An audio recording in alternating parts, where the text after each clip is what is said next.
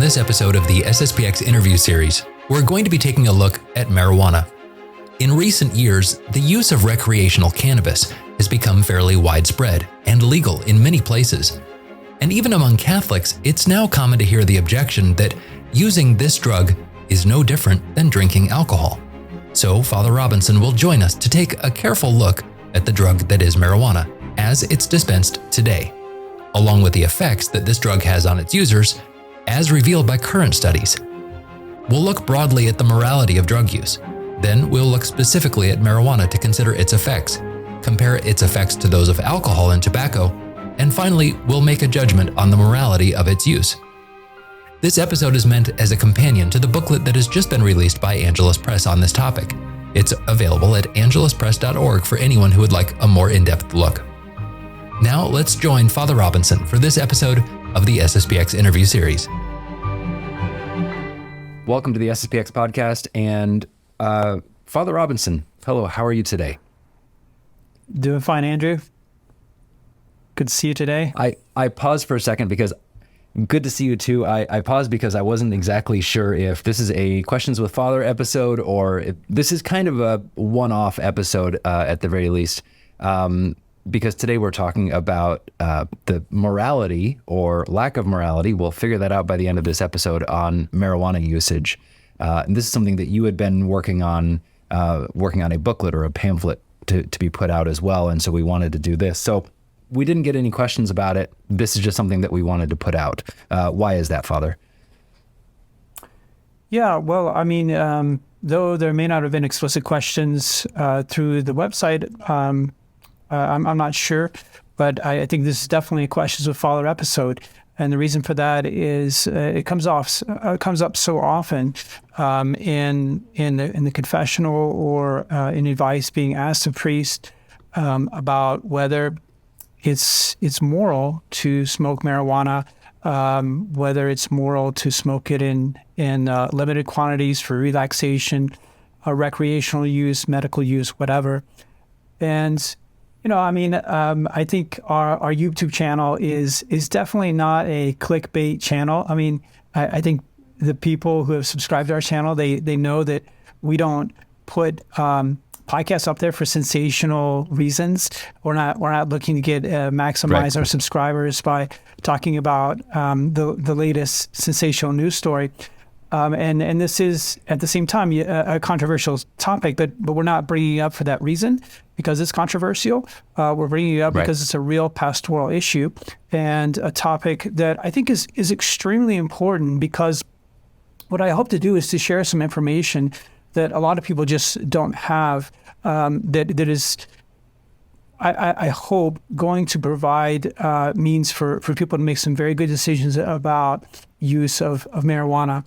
It's just we know so much more about marijuana use than we did in the past. You think about how tobacco use was considered at least physically okay for the longest time, and we did not realize how much damage it caused to the lungs, so how it's an accelerator for lung cancer, and the various effects that can come from long-term tobacco use, physical effects. And now that knowledge is there, and there's been a public reaction. However, it seems like we've lagged behind with regards to marijuana. It's ironically going in reverse. So as we know more about marijuana and how damaging it is, we seem to be legalizing it more. So somehow we've reached this weird situation where smoking tobacco is considered really bad, but smoking marijuana is just like, oh, well, that's kind of cool and acceptable in today's society. So marijuana has been legalized in one form or another in 47 different states in the United States. And I haven't updated my data with the election that just took place last month. But it's legalized either for medical use or for recreational use or both in 47 states. And here I am in Colorado. It's like the 420 capital of the world. They have the 420 convention every year on, guess what the date is? April 20th. That's right. Yeah. So on April 20th, and for people who don't realize, 420 is one of the many nicknames for marijuana.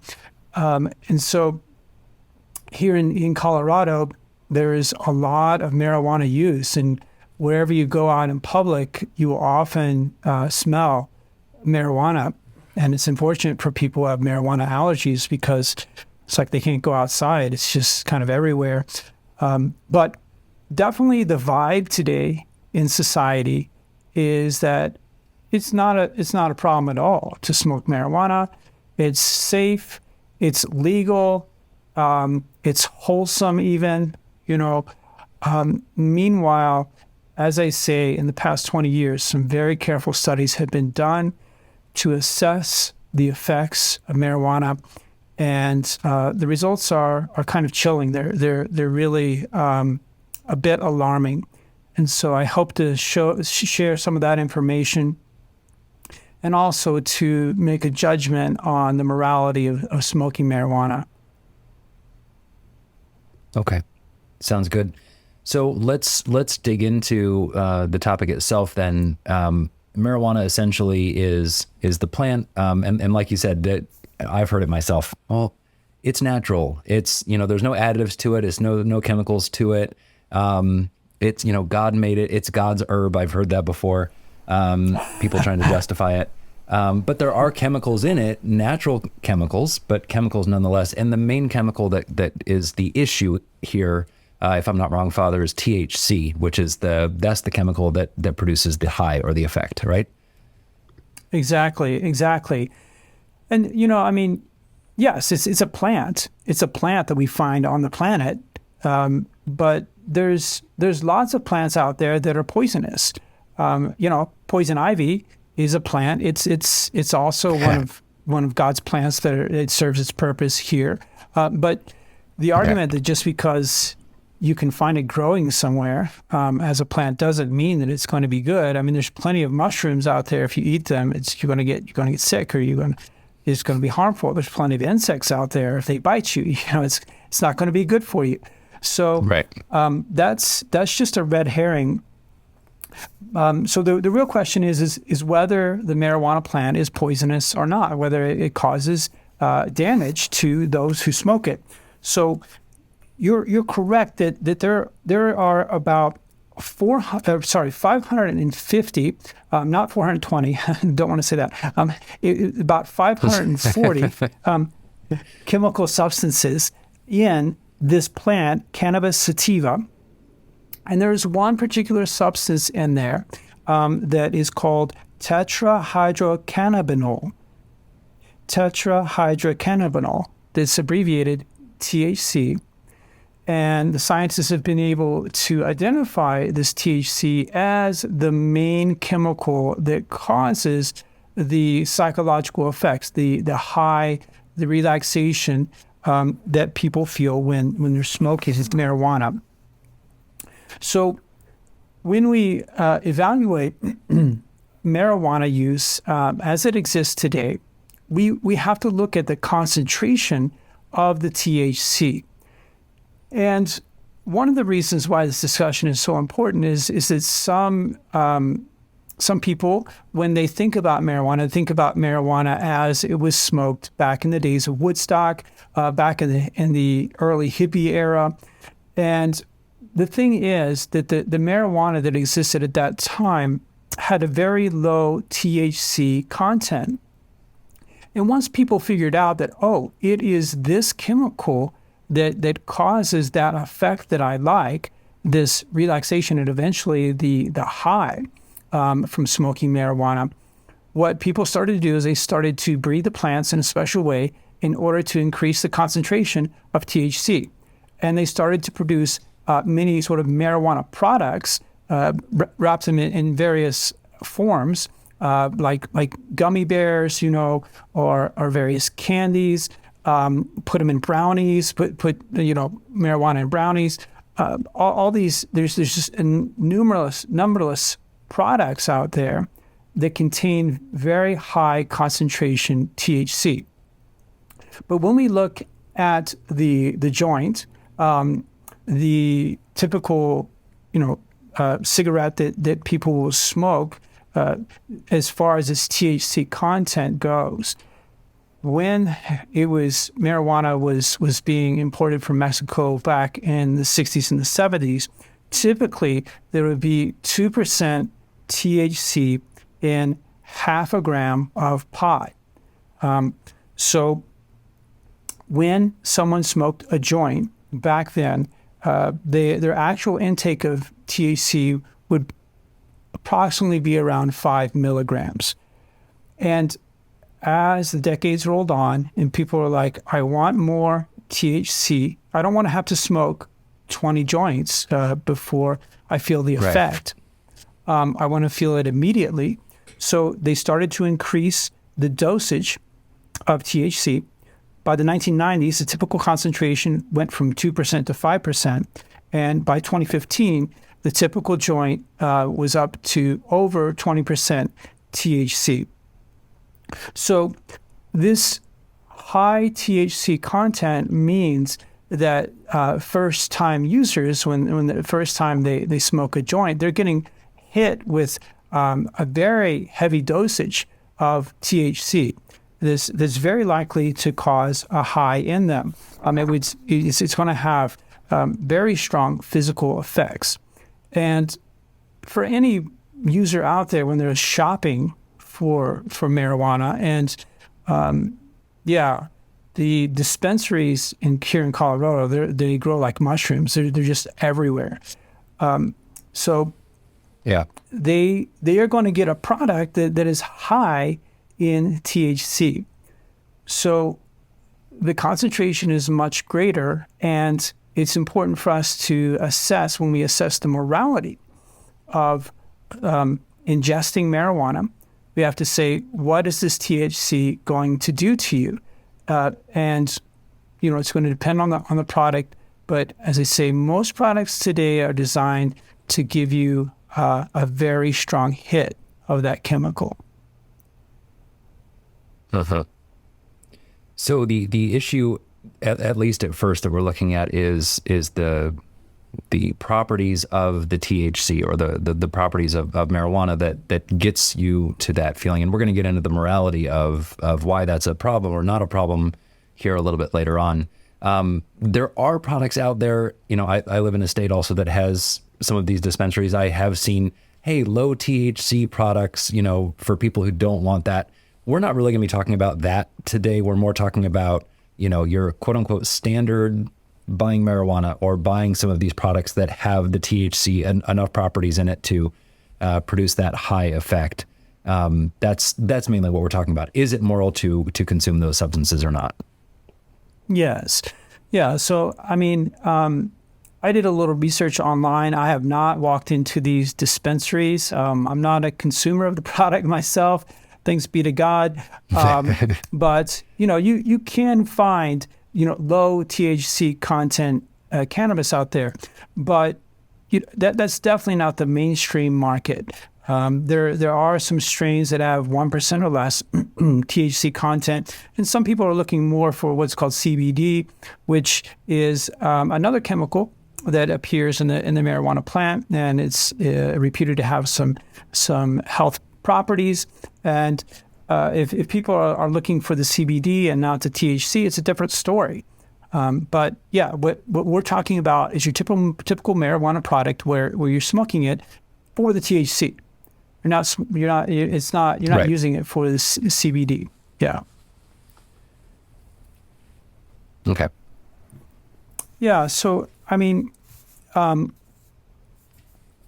just want to point out that while marijuana has been legalized to some degree in 47 states, it's still illegal under federal law to produce it, possess it, or distribute it. And as far as the health industry is concerned, it's kind of become a political issue. Marijuana got legalized in this country by its promoters basically claiming that marijuana had good health properties, that it had a very important medicinal use. And they portrayed people out there who needed marijuana, and they're like, marijuana was the only thing that could do anything for them, and they were unjustly being deprived of it. That's how it kind of became mainstream. And it's something we need to talk about later, but it turns out that marijuana does not have very many medicinal properties. But there are the drugs that appear on the shelves in the United States are classified from Schedule 1 to Schedule 5. And Schedule 1 drugs are the most toxic drugs that can be found. And marijuana is classified as a Schedule 1 drug. So it's classified as the most dangerous category because of the fact that it has a very high potential for abuse, and it does not have standard norms for medical use or for safe use. So they're not, like the warning labels and so on. The doctor is saying to you, okay, prescribing you, this is how much is safe for you to use. There's no cap on that. So there's just all these marijuana products out there with tons of THC, and there's no regulation on what's safe and what's not safe.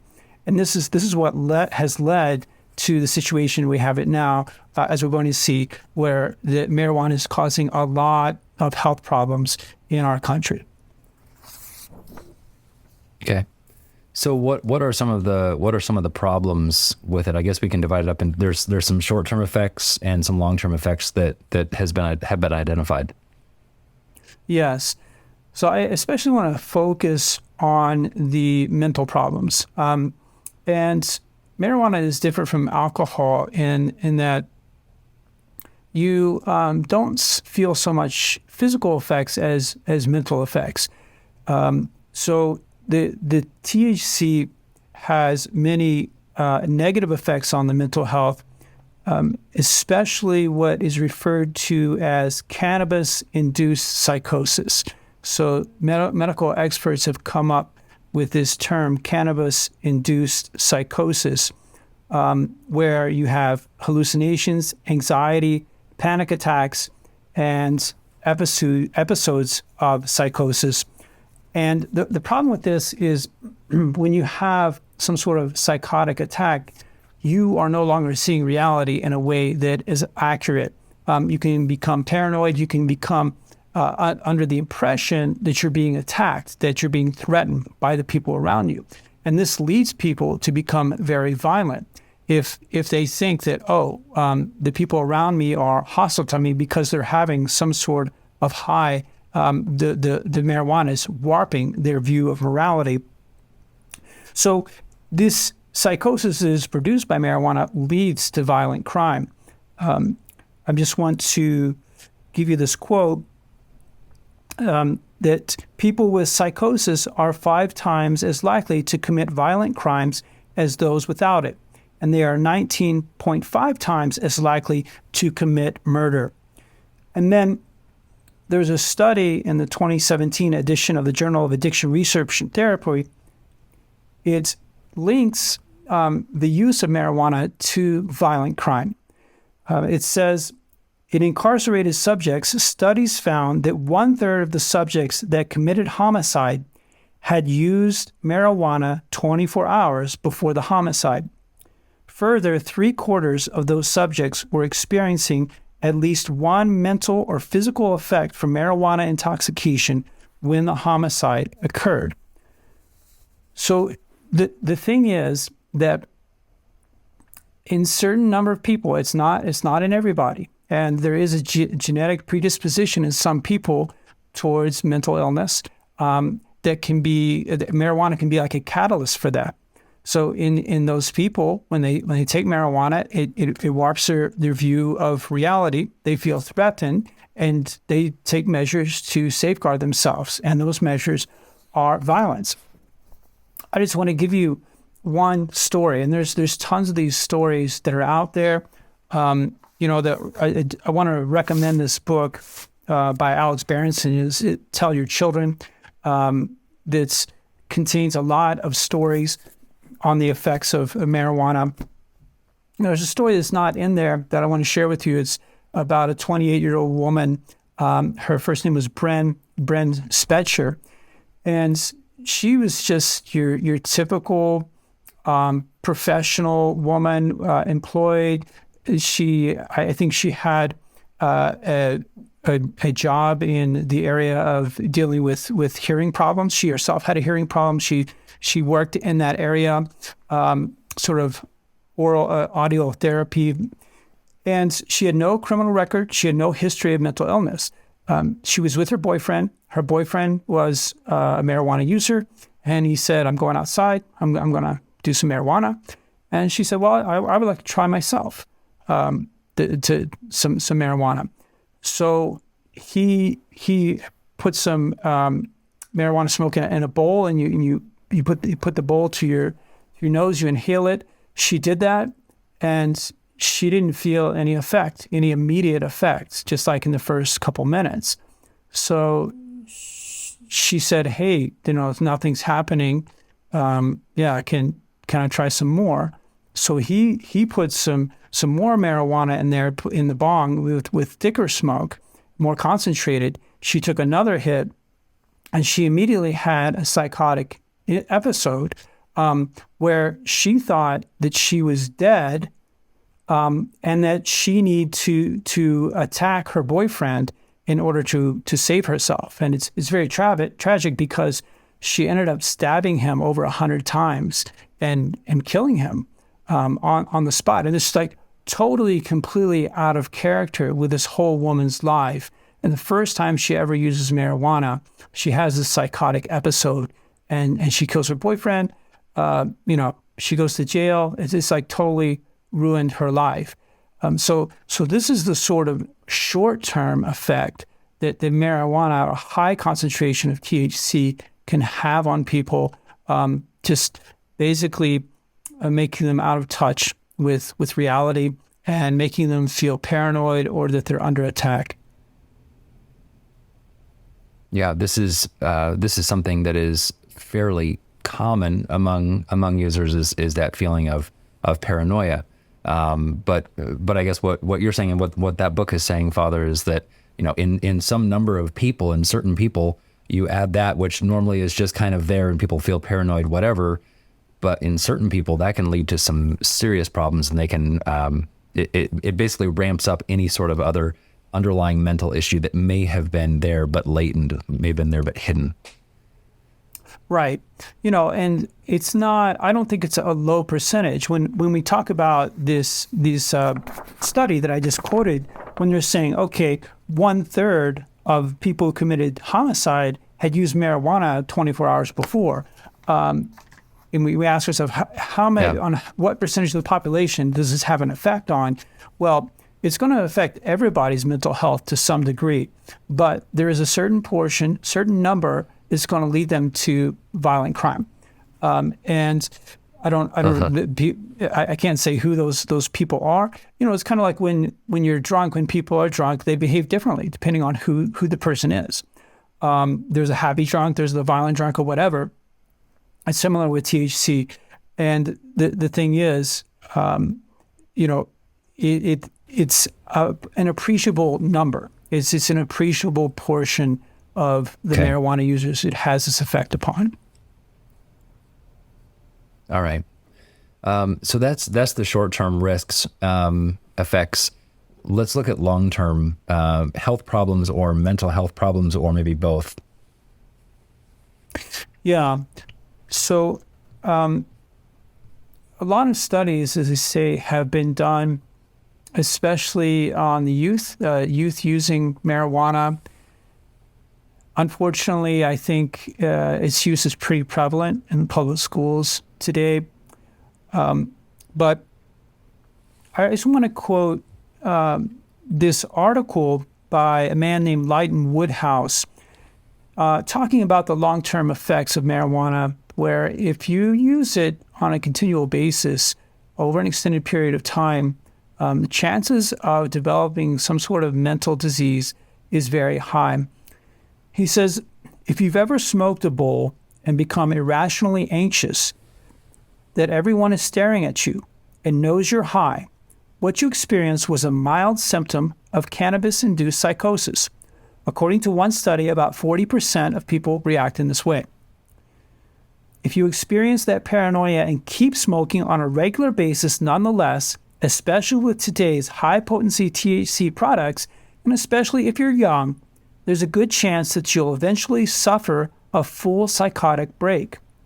35% of young people who experience psychotic symptoms, according to another study, eventually have such an episode. If you keep using after that, you run a decent risk of ending up permanently schizophrenic or bipolar. Cannabis has by far the highest conversion rate to schizophrenia of any substance, higher than meth, higher than opioids, higher than LSD. 2 Danish studies, as well as a massive study from Finland, put your chances at close to 50%. So the chances of developing mental disease, he indicates the stages. So you start off your first time, you just feel paranoid, as we were talking about. 40% of people feeling paranoid. And you're like, okay, well, that's okay. I'm going to keep smoking. Then at some point, you're going to have a psychotic break. You're going to have like mental breakdown. And even after that, if you say, that's, it's not the marijuana, I'm okay, or this is not affecting my life, it's for other reasons, I've just been stressed out, that's what caused that psychotic break, I'm just going to keep smoking. What he's saying is if you go past that psychotic break stage, then it's going to turn into mental disease in 50% of the people. So the long-term effects is developing permanent mental disease. That's how toxic this THC is when you ingest on a regular basis over an extended period of time. So the regular marijuana users typically start in their teenage years, and from there it takes an average of 6 years. If they smoke on a regular basis, it takes 6 years, and they have developed a permanent psychotic illness. And this is what is so frightening, Andrew, is when you think about how, as we were saying, marijuana has been normalized. And it's ironic that more people smoke marijuana in the United States than they smoke nicotine now, because of this campaign and the opposite directions in which things are going, where nicotine use is going down, this huge campaign against it, and meanwhile marijuana is being promoted. So more people are smoking it, and as it becomes more normalized, what they're seeing is the hospitals are filling up with mental cases. So I just want to give you some of those statistics. So emergency room visits related to marijuana in 2006 were 400,000. Then 8 years later, in 2014, it was 1.1 million. So almost tripled. And in 2014, marijuana overtook cocaine and opiates in the number of hospital visits cost because, of course, they're able to test what's in your blood. And they say, well, what is this person on that caused this, whatever it is, that makes them go to the hospital. And now marijuana is found more frequently in the blood than cocaine or opiates. And then that same year, 2014, more than those 10% of the people who went to the emergency room and were diagnosed with primary psychosis, that's the main reason they're there, is psychosis, they received a secondary marijuana use disorder diagnosis. So 10% of the people, they said, this person is addicted to marijuana. And that's the cause of them being in here. So I think that is the most troubling effect of THC is the breaking down of a person's mental health. So it's not just a short-term hallucination that happens, but over time, you're slowly losing your mind from smoking marijuana. It is frightening. And again, this is all, we can start doing math and start doing, figuring things out. But, you said 50%, according to this author, Woodhouse, saying, your chances of developing some long-term permanent psychosis are 50% over about a 6-year period or so.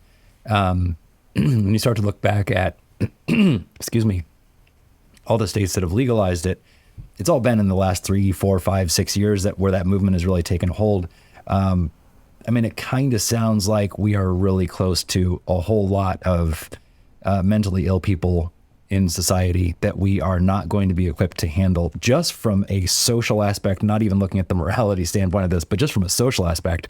It's a little terrifying, Father. Yeah, it's a mental health epidemic.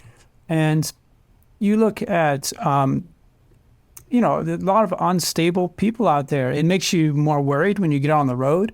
Like when I get out on the road here in Colorado, I'm like, this person is driving on the other side of a 2-lane highway. I mean, is he high or is he not high? I mean, is he driving under the influence? Right. And you hear all these horror stories about people going crazy and shooting up a place. The vast majority of them are on some form of drugs, and sometimes it's marijuana. It's linked to their marijuana use. So marijuana use, as I say, can lead to violence, and of course it could lead to violence in the form of a mass murder. So if we're having more of these episodes in the United States where people are going into shopping malls or going into nightclubs or whatever and shooting it up, it's certainly partly related to an increased drug use. And increased marijuana use. And it's just irresponsible on the part of the legislators and the political lobbies to present marijuana as completely safe, when in fact we do have the data now. The studies have been done. They have come in. And what's interesting is that in England, they've done these studies, and they did a great job of informing the public about the effects of THC. And the marijuana use in the UK has actually gone down in the last decade because people have been informed and they're saying to themselves, wow, I don't want to go crazy. I don't want to fry my brain, become a mental case. And so I'm not going to use this product. But unfortunately, here in the United States, somehow people are not being informed about these effects. And I think some of the medical health professionals are saying that they're seeing more and more people coming in who are suffering a psychotic episode because of marijuana use, under the impression that it's legal, therefore it's okay. I mean, we all have this impression is once it's legalized, it's voted in, then that makes it right, and it makes it safe. Because it's legal, it's safe. It's just like abortion. There's no such thing as a safe abortion. I mean, there's the trauma induced by abortion and the health effects on the woman are really bad.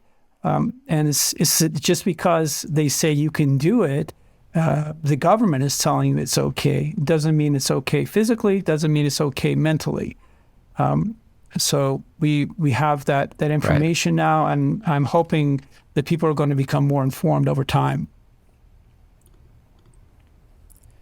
Yeah, that was one of the big arguments, and has been one of the big arguments in the issue of legalization is, once the government can get involved, then, the percentages of the THC, for instance, the dosages can be labeled, it can be regulated, that kind of stuff. And on paper, that does make sense. However, with what you're saying here, where, this is a very powerful drug, it's basically in many people, or a large portion of people, it is psychosis inducing.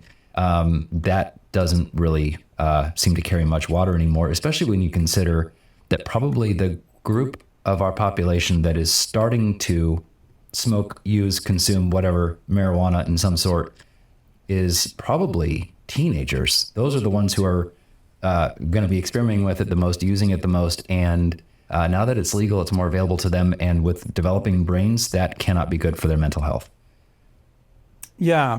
Yeah, it's definitely a greater risk for teenagers than for adults. Let me just share some of those studies with you. So there have been different studies conducted of marijuana use among teenagers in Australia, Switzerland, and Finland. And they all said that the risk of psychotic symptoms increased threefold from marijuana use. And there's one study in Finland with over 6,500 participants showed a 7-fold increased risk among adolescents of this psychotic symptoms, some sort of mental derangement, when cannabis was used more than 5 times. So besides this, we've spoken about how these psychotic episodes can lead people to commit acts of violence on other people. But we should not be surprised that also it can cause people to commit acts of violence upon themselves. So it's a known fact from studies that marijuana use increases the risk of the committing suicide. So here in Colorado, for suicides committed between the ages of 15 and 19, the most common substance found in those who have committed suicide is marijuana. So people are using marijuana and they're becoming more and more anxious over time. They're becoming depressed and anxious. And what do to treat their anxiety? They smoke more marijuana. And then it spirals out of control. They reach a point where they feel like there's no way out. There's no way out of their anxiety. There's no way out of their depression other than taking their own life. So this is a very sad effect for those who become addicted to marijuana, is that they spiral down in this vicious circle of anxiety and depression, and they end up feeling there's no way out. And the only real way out for them is death. So I just want to share with you one story, and there's various websites that you can go on to, especially of parents who have lost their own children through marijuana use. They see the life of their child completely changed. Their whole temperament, their whole perspective on life changed when they start to become addicted to marijuana. And then when it ends in suicide, especially, they're so hurt, and they want to help others to make sure that this is not going to happen to their children. And they'll form various groups to try to inform people. So there's groups such as Moms Strong, Johnny's Ambassadors, Blue Rising Together, and Every Brain Matters. But here's one of the stories. And this story is going to make reference to the use of a very, very concentrated THC. Sometimes people do what's called dabbing it, where you just have this liquid solution that's very, very highly concentrated, like 95%, 99% THC. There's these products out there. So, obviously, if people are ingesting in very high concentrations, it's the effects are absolutely disastrous. So this mother, Jennifer, she says, our son Nathaniel was 26 when he shot himself in our home while we were there on August 13th, 2022. We had no idea he was suicidal. It was only within that week he started not acting like himself, just 1 week. Tons of packages of survival stuff started arriving, and he only went to work 1 day. He was very reliable, so this was out of character. When I asked him to please tell me what was wrong, he said China was going to kill us all. We later found out that he had told others to prepare for attack from China, and the world was going to end that next Monday. When we went through his room after his death, we found an empty vaping cartridge containing a combination of THC 0, Delta 8, and Delta 10. These are various forms of THC. I remember tetrahydrocannabinol. There's various formulas of THC. When I shared details of that week and the strange texts my son sent me that night, he felt he had at least a moderate psychotic break. We sincerely believe the vaping product is responsible for that break. 1 week he was himself, and literally next week he wasn't. Gosh. So, as I say, it's kind of terrifying.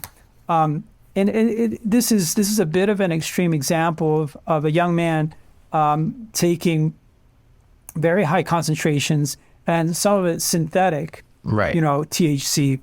So, in other words, not directly from the plant, not related to the plant at all. But the fact is that you think of a typical teenager going into one of these dispensaries, and they're just like, well, there's all these products. Let's try this. Just try that. And they pick some product up. They use it. It has that immediate psychotic effect. They're no longer themselves. They've developed this mental derangement, and they're not thinking it's because of what I took, or they're not thinking that I'm suffering. I'm in a bad situation. I need to get out of this. I need to get away from this. They're in their other parallel universe by that time. This kid is obsessed with what China's going to do to the United States. He's not thinking, I'm having a psychotic episode and I'm going to take my life. So this is what is terrifying about a product that has an effect on your mental health, because it creates a new reality for you, and you're now dwelling in that reality. To get out of that reality, it's almost like people have to seize you, lock you in your room, and keep you away from this stuff until you come back to your senses. Otherwise, who knows what's going to happen? Yeah. That's terrifying. Those poor parents.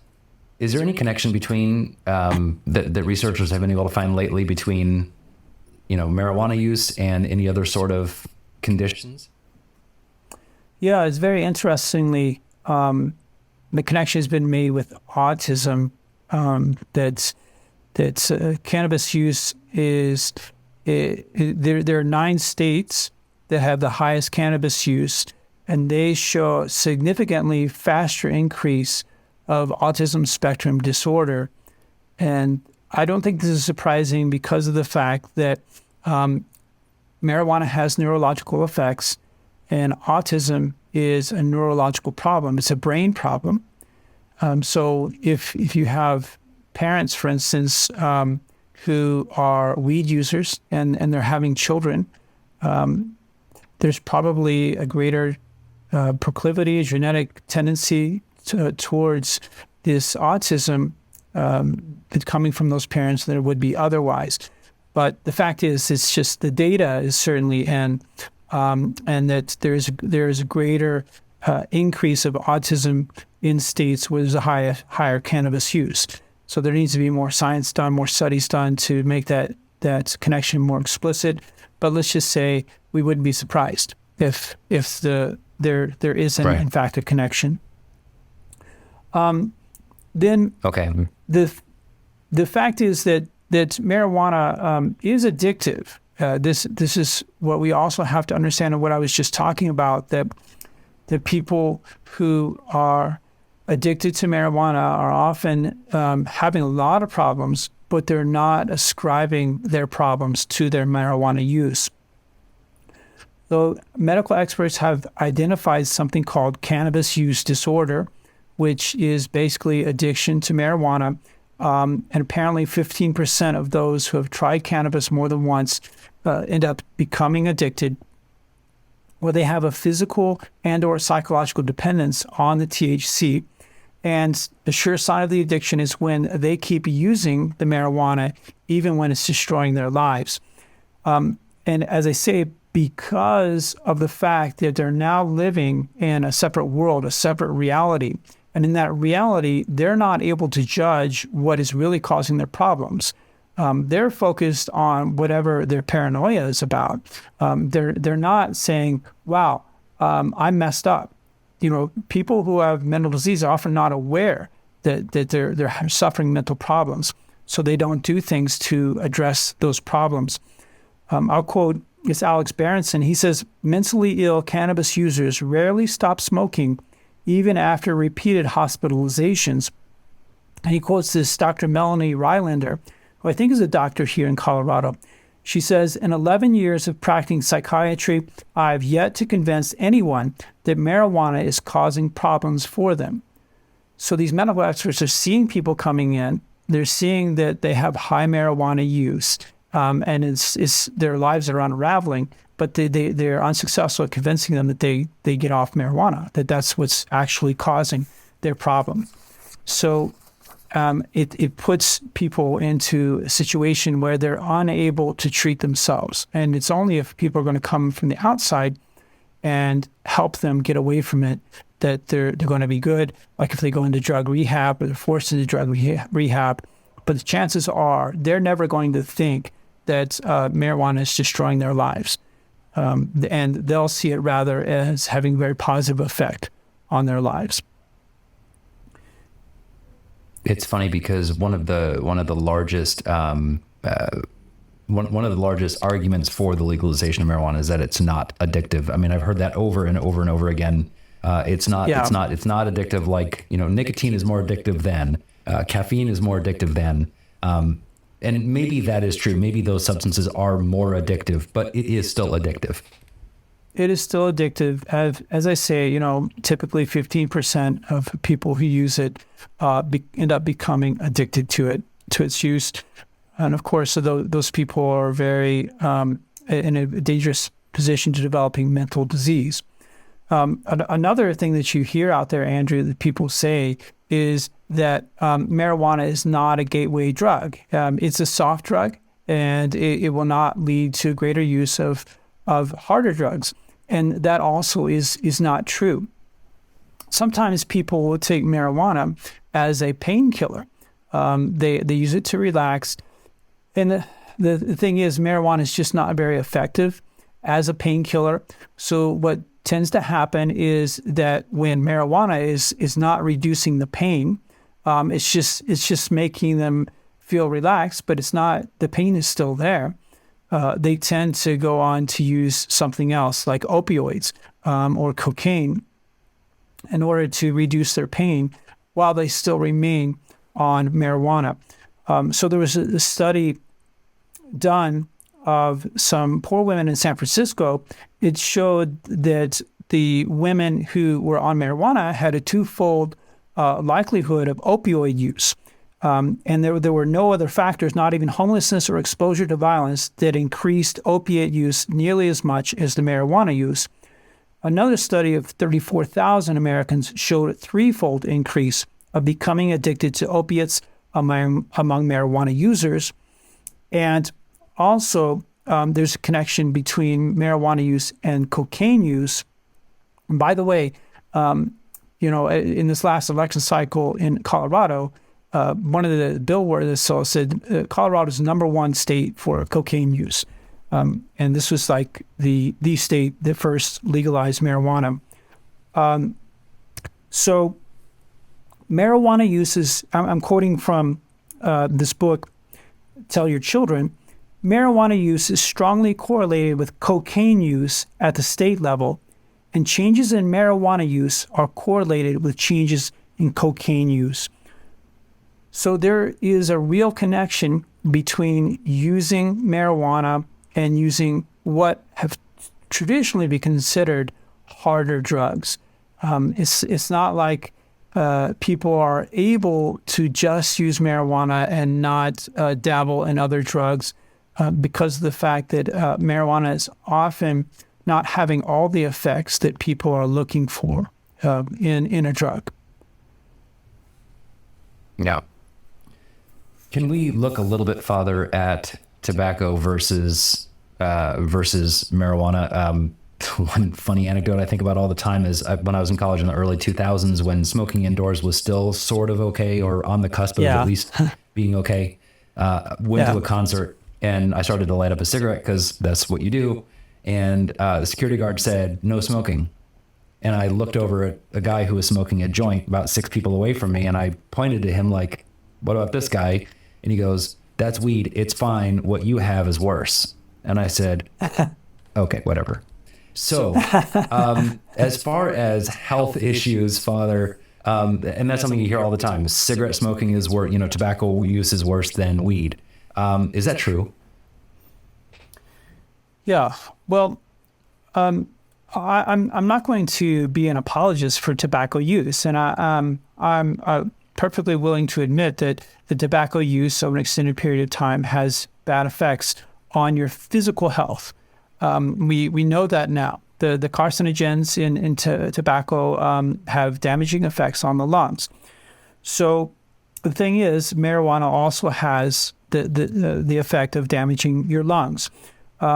So the effects on the lungs are similar. If we just want to talk about physical effects, And, we consider nicotine use moral. It's not against the moral law because of the fact that the effects are so slow working. It's just like you have to smoke a very extended period of time and you have to smoke excessively. We say that it gets sinful when you're smoking excessively nicotine, tobacco, and there's a much higher risk of causing lung cancer or this damage to your lungs. But the thing is that cannabis smoke is a bit different from tobacco smoke because it dilates your bronchia more in the lungs, and it allows the smoke to penetrate more easily, more deeply as in the lungs. And so it's said that one joint or marijuana cigarette, it causes physical damage equivalent to 4 to 5 of the nicotine cigarettes. So it seems like the physical effects can be greater than tobacco. But of course, the more important thing in what really distinguishes tobacco use from marijuana use is that tobacco does not cause you to get high. It perhaps helps you relax, whatever, but it doesn't loosen your hold of reality or put you into some sort of hallucinatory state. And that's what's very, very problematic about marijuana, and why smoking tobacco is not a moral problem, generally speaking, unless you're smoking in excess, killing yourself by chain smoking. And marijuana is problematic because it makes you lose your reason, and it damages your brain in such a way that you're on your way to losing your mental health. So that's the main distinction.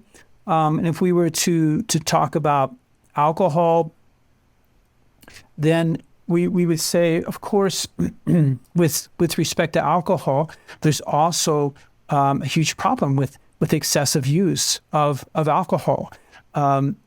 And the main distinction I would make between alcohol and marijuana is there a lesser use of marijuana that is safe, as there is a lesser use of alcohol that is safe. So people can use alcohol in moderation, and it's not damaging. So you think of a priest consumes alcohol at Mass every single day, So he drinks alcohol every day at Mass, but it's not something that's damaging his health because it's used in moderation. But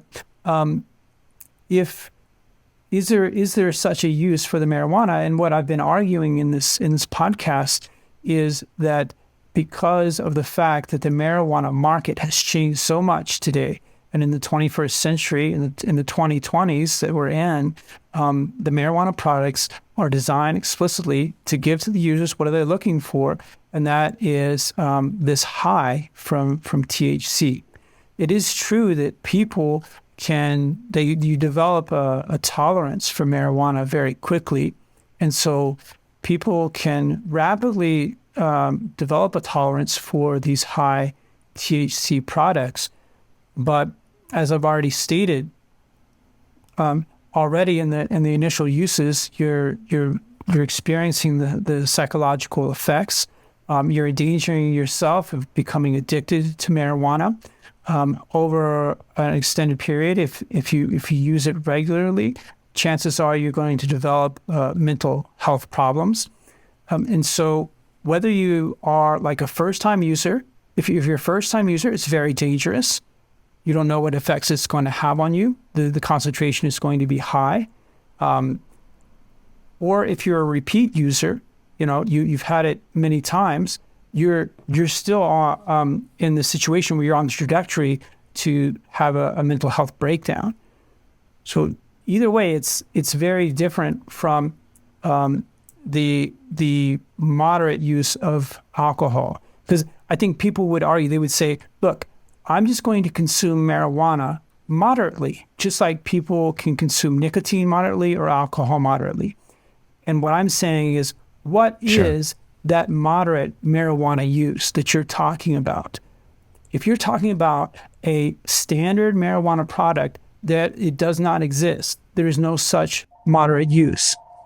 Yeah, so I mean, as we said at the beginning, there's a possibility of people who really want the low THC product and they want the CBD, this other chemical, but that's just not your typical user. And I'm willing to admit in the abstract, if someone had a few puffs from a joint that was like 1% THC or less, then okay, maybe there's no mortal sin there.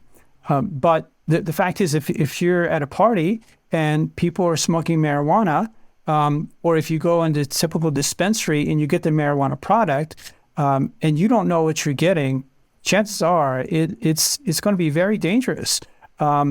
And when we want to evaluate the morality of marijuana use, we have to consider these grave effects that it has on health. So let's just talk about that. And what we have to understand as the moral principle is that God has given us stewardship over our bodies. The byword today is "my body, my choice," but this is the saying of a godless world. It's not your body. You have been given the body. You didn't make your own body. We didn't make our own bodies. I can't say, I flipped through a catalog and I chose my body, or I went in the shop and I made my body, and I created its finality, what it's made for. No, we have a creator who has given us our body, and we have a duty to treat our body in a way that conduces to its well-being. We have no right to damage ourselves, to destroy what God has given us. We have no right to destroy our mental health. We have no right to destroy our physical health. So this is why drunkenness is wrong. It makes us lose our reason, our highest faculty. This is why smoking drugs that lead to a high, this is why getting high is wrong. Because we're ingesting a substance that we know will destroy our highest faculties. So I want to give you a quote from Pope Pius XII on this subject, reemphasizing this principle that we Catholics, we must make sure that we're not taken in by these slogans of today, this total autonomy, like I'm an island, I can do whatever I want with my body because I own it. Like, no, you've been given it by God, and you have a duty to be a steward of your body in a way that's responsible. So Pius XII, he says, in forming man, God regulated each of his functions, assigning to them the various organs. At the same time, God fixed, prescribed, and limited the use of each organ. He cannot therefore allow man now to arrange his life and the functions of his organs according to his own taste, and in a manner contrary to the intrinsic and eminent function assigned to them. So this is like the general principle for all of these sins that we identify as Catholics as violations of the moral law, whether it be the sexual sins. Okay, so I'm not, because I have a body, doesn't mean I can use my sexual organs however I want, in whatever context I want, can excite them in whatever way I want. No, I have to use them according to the way that God made me, and he made my body. The same with a woman committing the crime of abortion. She can't say, well, because this is my body and I have a baby in it and I don't want this baby in here, so I can eliminate its life. I can kill its life. It's like, no, the baby that's in you is partially because of the action of God who given you the power to conceive. It has infused the soul into that child. And the same is true with respect to all of our faculties of our organs, our reason, the physical health that we have. I mean, obviously, if I went out to the shed and I took the skill saw and I chopped my hand off, people would say like, no, that's horrible. There's no way you should do that. Everybody would see that's wrong. Well, of course, if I do something similar by taking a substance that's poisonous and destroys my mental health, that's in a sense even worse, because it's not just a question of losing my hand. At least I'll still be able to think, and I'll still be able to direct my actions in a way that is proper and rational, God willing, if I get over that mental episode that I had. So for someone to willfully take marijuana, knowing the facts about what I presented here, they're effectively saying that they have the right to destroy themselves, to destroy their mental health, or put them in the grave danger of having a psychotic episode, and that God has no say in it. That this is, in other words, they're choosing their own autonomy over being creature of God and submitting to God's plan for them. And this is the very nature of mortal sin. When we choose our own finality, we say, I'm going to make myself to be created for this pleasure, or for this means of escape, what have you. So, as I say, I'm willing to admit that if you have a very, very low THC product, it's maybe 1% or less, and it's just used minimally, and there's no danger of these psychotic effects, okay, there's a possibility of no mortal sin there. But the standard use of marijuana, based on what we've talked about, I would have to judge is mortally sinful. And typically, priests in the confessional, if someone confesses the use of marijuana, and it needs to be confessed, of course, then the priest will ask them before he absolves, do you possess any marijuana? Because it's a sign of the firm purpose of amendment, whether they get rid of the marijuana that they have. Do they intend to keep smoking? Are they an addict? And this is where you see that the priest can be a great help to people, because in that sense, he's not only helping them morally, but he's also helping them in their lives to break this habit that could have very, very damaging consequences for their life.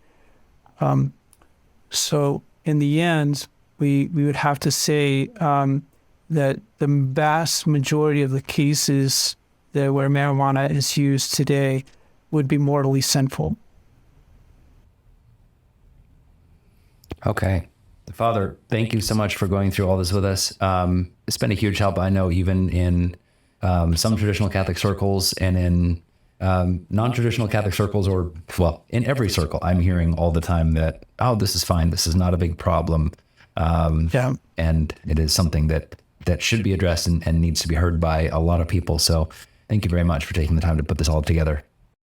Yeah, I just ask the people to take this information on board and do their own research and become informed, and also, of course, to take it to heart that this is also something that can destroy the life of grace in your soul. And so that's the worst of all. I mean, even worse than the mental effects that I've talked about is to lose your soul forever. But the two go together. That's why. It's mortally sinful, is because you're willfully destroying your own mental health. So, don't do drugs. Okay. Great advice to end with. Father, thanks so much. Have a good weekend. Okay, you too, Andrew. Thank you for listening to or watching the SSPX podcast. Please keep in mind the best way to help more people see these videos and to hear this podcast is to subscribe on YouTube, or subscribe on your favorite podcast app, and rate or review wherever you listen. Also, please remember, this is an apostolate. It's free to listen or to watch anytime, but we also need your help. Would you please consider submitting a one-time donation, or sign up for a small $5, $10, or $20 a month donation at sspxpodcast.com? This helps us to continue this important work of sharing the beauty and the truth of traditional Catholicism with as many people as possible. Until next time, thank you for listening, and God bless you.